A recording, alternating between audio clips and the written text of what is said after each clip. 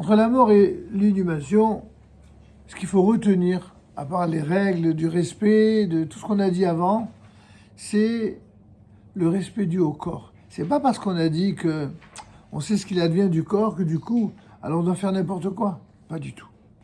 Le Talmud, dans Masechet Shabbat, page 105b, compare le décès d'un homme à un livre de Torah, un Sefer Torah, rien de moins que cela, mais un Sefer Torah qui a brûlé.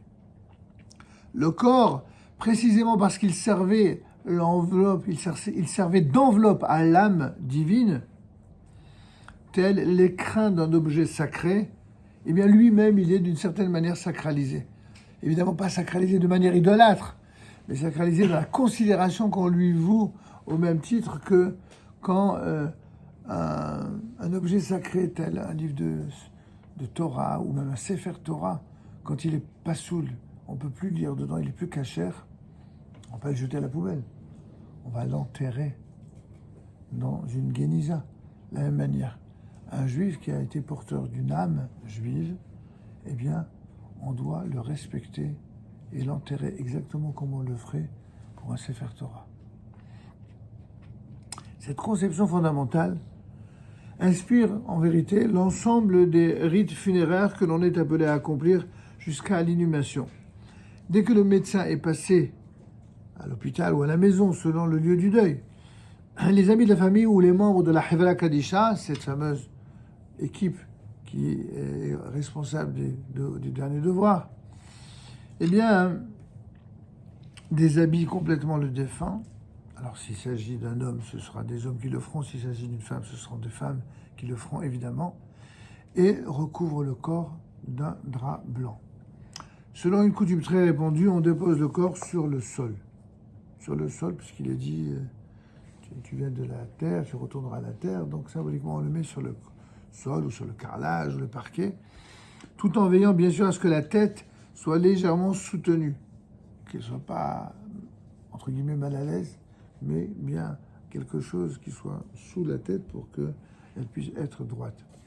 On demande alors pardon, selon la formulation consacrée, Mehila. Mehila, c'est demander pardon.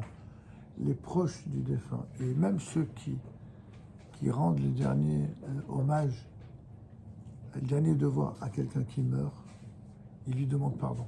Pardon pour toute chose qui aurait été faite d'une manière inappropriée. Ou alors pour les proches, pour les contrariétés qu'on aurait infligées au défunt. Et aussi pour cette inconfortable manipulation quand on manipule le corps. On place ensuite une bougie à proximité de la tête, certains le mettent à la tête et aux pieds.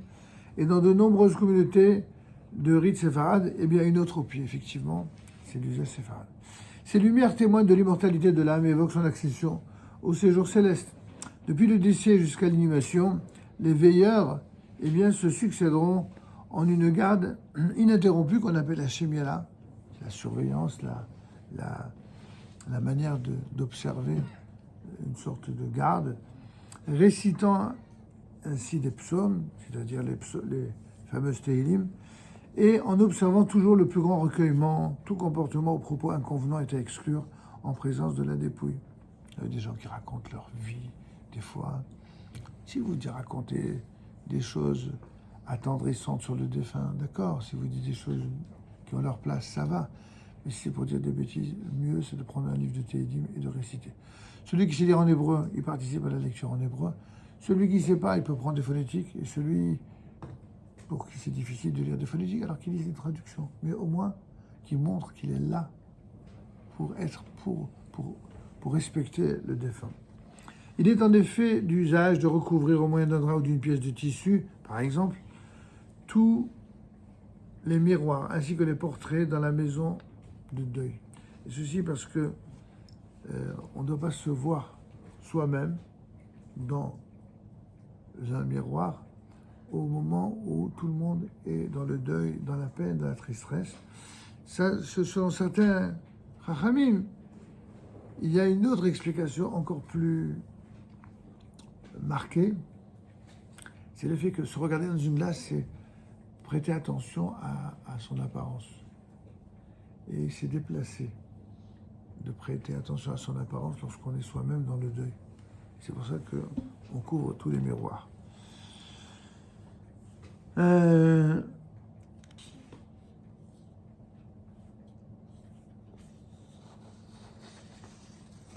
Voilà. Bon, il y a beaucoup de petites notes qui sont ajoutées ici, qui sont intéressantes, notamment que si le sol, quand on a dit que lorsqu'on met le corps à même le sol, en été, il y a un problème, c'est que des fois le sol est très très chaud, quand c'est un chauffage au sol.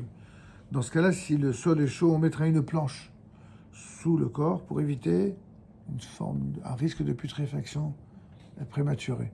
Donc ça, il faut faire attention, ça fait partie du respect des lois relatives au respect du corps. Quand l'enterrement ne peut avoir lieu le lendemain du décès, en Israël c'est le jour même, mais en France c'est au moins 24 heures après, eh bien il sera nécessaire de faire appel de toute façon et pour cette même raison à un service d'hygiène funéraire afin d'installer de la neige carbonique, ou ce que certains appellent la carboglace. On verra les détails plus tard. Lorsque cette opération de mise de ce corps sur même le sol doit être effectuée le Shabbat, c'est compliqué a priori. Il est nécessaire de prime abord de placer sur le drap, aux côtés du corps, un objet quelconque qui l'accompagnera lors du déplacement. Sinon, le corps est considéré comme mouxé, pour ceux qui ont étudié les dîmes du Shabbat, et certaines ne touchent pas du tout le corps pendant tout le Shabbat, ils ne le mettent à même le sol qu'après le Shabbat. Mais ceux qui veulent le mettre sur le sol, alors il faudrait qu'à côté du corps, ils récupèrent le drap sur lequel le corps était entreposé, mais ils mettent autre chose que le corps, un linge ou quelque chose. D'accord ? Mais certains décisionnaires, comme je viens de vous le dire aussi, interdisent de déplacer un mort le jour de Shabbat, si ce n'est pour le soustraire à un risque de putréfaction ou à un autre désagrément. Si quelqu'un, par exemple, meurt le 1er août et qu'il fait une chaleur torride et qu'il n'y a pas de clim dans la maison, je vous dis pas Alors, et puis en plus, c'est Shabbat, c'est pas toujours évident d'avoir quelqu'un qui vient immédiatement avec la neige carbonique. Alors, dans ce cas-là, certains rabbins, effectivement, permettent de mettre le corps à même le sol parce que c'est plus frais que la chaleur ambiante, et à condition de mettre sur le drap autre chose. Mais encore une fois, l'idéal, c'est évidemment d'attendre la fin de Shabbat. Voilà, bon, je sais que c'est pas très réjouissant, mais on peut pas s'attendre à des réjouissances quand on parle du rituel juif du deuil. On passera à une partie peut-être plus pratique et plus intéressante sur notamment les différentes étapes du deuil. Savoir, au-delà de tout ce qu'on a dit maintenant, qui étaient un peu les premiers éléments à connaître après la mort du défunt, eh bien, qu'en est-il de tous les rites du deuil concernant d'abord les obsèques elles-mêmes? Qu'est-ce qu'on va appeler la période intermédiaire entre le décès et l'enterrement, ce qu'on appelle le onen, c'est-à-dire une période où un juif qui a perdu un être cher, il est pratiquement dispensé de toutes les mitzvot. On verra ça dans le détail après. Quand on dit qu'il est dispensé de manger de toutes les mitzvot, ça ne veut pas dire qu'il est dispensé de manger kasher. Il est dispensé de toutes les mitzvot qui sont liées au temps, qui sont les commandements positifs, comme par exemple faire la prière. Il n'est pas obligé de faire sa prière. Il est dispensé de ça. Pourquoi ? Parce qu'il doit s'occuper du mort, il doit s'occuper des papiers à remplir, etc. Voilà pourquoi. Mais les autres mitzvot, évidemment, il les fait normalement. D'accord ? Et donc, qu'en est-il après le jour même des obsèques, et puis la semaine du deuil, et puis le mois, et puis les 11 mois, et puis l'année? Tout ça, c'est des étapes importantes à connaître.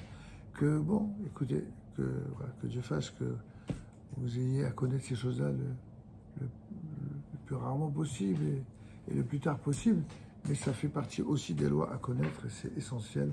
Surtout que les gens qui n'étudient pas cela, malheureusement, croient bien faire et disent beaucoup de d'âneries. Donc on fera la part des choses comme d'habitude. Je vous souhaite de passer une bonne soirée. Et faites des beaux rêves quand même. Des rêves bien vivants. Allez, bonsoir.